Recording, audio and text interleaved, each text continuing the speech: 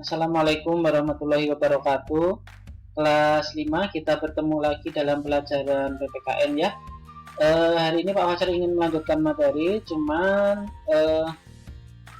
Pak Fajar ingin mereview dulu pelajaran yang sudah kita pelajari sebelumnya, yaitu yang pertama tentang nilai-nilai yang sesuai dengan Pancasila, dan yang kedua kita belajar tentang nilai-nilai yang tidak sesuai dengan Pancasila, yang bertentangan dengan Pancasila. Yang sesuai dengan Pancasila tentunya yang baik-baik. Kalau yang tidak sesuai dengan Pancasila tentunya yang perbuatan yang tidak baik di sekitar kita yang kita lakukan atau yang kita lihat. Itu yang sudah kita pelajari sebelumnya ya.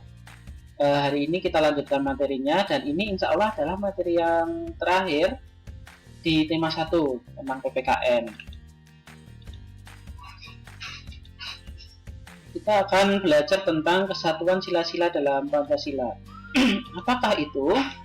Yaitu perilaku yang mencerminkan nilai-nilai dari beberapa sila Pancasila. Maksudnya bagaimana? Maksudnya sebuah perbuatan, satu perbuatan yang bisa mencerminkan beberapa sila. Kalau dulu kita belajar misalnya orang beribadah, orang sholat, itu mencerminkan sila pertama. Tapi bisa jadi kalau dipelajari lebih lanjut ada sebuah kegiatan yang nantinya tidak hanya mencerminkan satu sila saja, tapi bisa lebih dari satu sila. Contohnya bagaimana ya kita bahas nanti. Nah, ini contohnya ya. Ada orang kegiatan kerja bakti di sini. Mencangkul, membersihkan selokan, ada membersihkan jalan, ada ini memperbaiki jalan. Kemudian ini ada yang memperbaiki bangunan yang rusak ya, dikerjakan bersama-sama. Itu contohnya. Sering kan dilakukan seperti ini di lingkungan kita? Sering ya. Apalagi ini musim bulan Agustus ya. Mempersiapkan 17 Agustus biasanya banyak kerja bakti di lingkungan kita. Kerja bakti. Apa saja yang bisa dilakukan dalam kerja bakti? Ada yang menata lingkungan, ada yang membersihkan selokan, ada yang membersihkan sungai, ada yang memperbaiki kerusakan bangunan, ada yang memperbaiki jalan atau jembatan. Nah, kegiatan kerja bakti itu kalau kita pikir-pikir ya, bisa mencerminkan sila berapa saja. Bisa mencerminkan sila kedua. Loh, kok bisa Pak? Ya, karena kegiatan kerja bakti contohnya memperbaiki kerusakan jalan, ya kan? Memperbaiki jembatan itu membantu kesulitan orang lain. Kalau jalannya rusak, itu berarti orang tidak bisa lewat. Ada orang yang kesulitan, kesusahan. Kalau bangunannya rusak karena bencana, nah berarti ada yang kesulitan atau yang sedang kesusahan juga. Kita sebagai manusia apabila memiliki sifat sosial, maka ada empati, kasihan pada diri kita, sehingga kita bisa membantu orang lain. Sesuai juga dengan sila ketiga Persatuan Indonesia. Kenapa?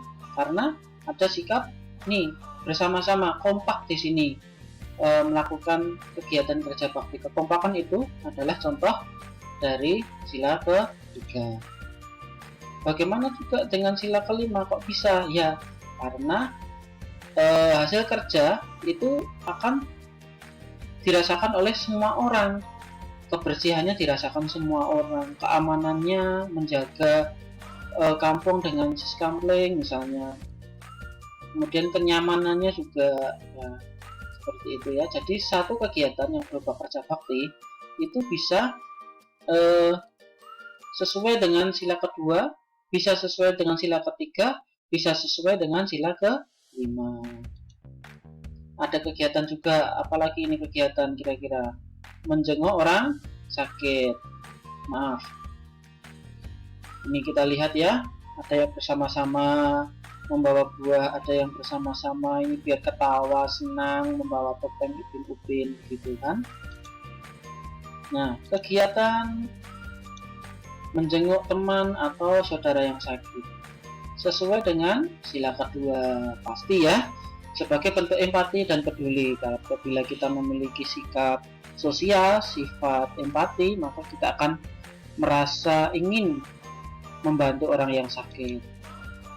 Bisa juga sesuai dengan sila ketiga, menjalin kebersamaan, kekompakan di sini bareng-bareng ya. menjenguk teman saudara bareng-bareng, ada kekompakan. Contoh dari sila ketiga. Bisa juga sesuai dengan sila pertama. Loh, kok bisa Pak? Iya, misalnya dalam agama kita ada tuntunan untuk menjenguk orang sakit, ada pahalanya. Maka ini sesuai dengan sila pertama. Nah, apalagi ini? Ada orang yang berkumpul, ada yang berbicara dan ada yang mendengarkan, ada yang memberikan pendapat. Ini contoh musyawarah. Lakukan musyawarah atau rapat. Sesuai dengan sila pertama. Sesuai dengan sila berapa? Sila keempat ya. Musyawarah itu contoh yang sangat jelas pencerminan dari sila keempat. Kemudian sesuai dengan sila ketiga. Kenapa bisa begitu? Ya, karena ada kebersamaan di sini. Ada kekompakan membahas sesuatu. Kemudian sila berapa lagi? Sila kelima. Kenapa bisa begitu? Karena apa yang dimusyawarahkan hasilnya bisa jadi itu akan bermanfaat bagi banyak orang ya. Musyawarah membersihkan apa, kerja bakti apa, atau musyawarah mau mengadakan apa, donor darah, mengadakan bakti sosial misalnya, sehingga itu akan bermanfaat bagi banyak orang. Inilah arti ada kerja bakti menjenguk orang sakit. Ini hanya contoh kecil saja bahwa sebuah perbuatan itu mampu mencerminkan beberapa sila dalam Pancasila. Jadi tiap-tiap sila dalam Pancasila itu saling menguatkan satu dengan lainnya, saling berhubungan, sehingga disebut sila dalam Pancasila itu adalah sebuah kesatuan. Begitu ya, bisa dipahami nggih? Oke. Ini gambar dari bukumu, buku tema halaman 154. Ada apa ini? Ada kegiatan semacam pemilihan umum. Barangkali kalian sudah pernah ikut-ikut orang tua atau saudara, atau pernah mendengar, pernah melihat ya, akan melakukan sebuah kegiatan berupa pemungutan suara. Berkaitan dengan ini, ada satu materi yang berjudul pengambilan keputusan. Hal ini penting karena pasti pengambilan keputusan itu akan bermanfaat bagi banyak orang.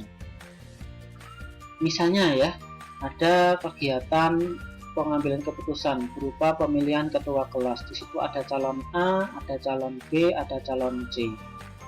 Nah, dalam pengambilan keputusan itu ada beberapa tahapan atau beberapa jenis pengambilan keputusan. Yang pertama aklamasi, berupa persetujuan seluruh anggota rapat karena ada kesamaan pendapat. Dari 34 siswa sama-sama memilih si A untuk jadi ketua kelasnya. Semuanya pendapatnya sama, sehingga tidak perlu ada musyawarah atau perbedaan pendapat. Maka inilah yang dinamakan aklamasi. Ada juga yang dinamakan musyawarah mufakat, persetujuan atas dasar saling bertukar pendapat. Ada yang pilih A, ada pilih B, ada pilih C. Si A, B, C apa kelebihannya, si A, si B, si C apa kekurangannya, dibahas bareng-bareng oleh anggota rapat sehingga diputuskan salah satu sebagai ketua kelasnya. Itulah yang dinamakan musyawarah mufakat. Ada juga yang dinamakan dengan voting atau pemungutan suara, pengambilan suara terbanyak karena perbedaan pendapat sulit diselesaikan. Ada yang pilih A, ada yang pilih B, ada pilih C. Semuanya pengen menang, tidak mau ada yang kalah. Dimusyawarahkan tidak bisa. Pengennya masing-masing. Akhirnya ya sudah, kita voting saja. Kita cari yang paling banyak suaranya. Kamu pilih siapa, kita hitung bersama-sama. Yang paling banyak suaranya itu yang jadi ketua kelas.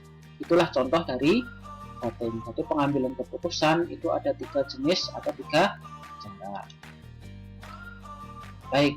Di akhir pertemuan ini Pak Fajar pengen nanti kalian mengerjakan LKS tema 1. Yang dikerjakan nanti yang pilihan ganda saja.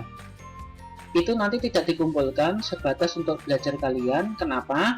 Karena di pertemuan selanjutnya PPKN, Pak Fajar ingin mengadakan pengambilan nilai dan itu sumbernya dari KS tema 1 dan hanya dari yang pilihan ganda saja. Soalnya nanti akan berupa pilihan ganda saja dan itu akan Pak Fajar ambilkan dari LKS-mu, sehingga mulai sekarang kerjakan LKS tema 1 PPKN khususnya yang berupa pilihan ganda. Baik, itu saja pertemuan kita hari ini. Selamat belajar ya. Sampai jumpa lagi. Pak Fajar akhiri. Assalamualaikum warahmatullahi wabarakatuh.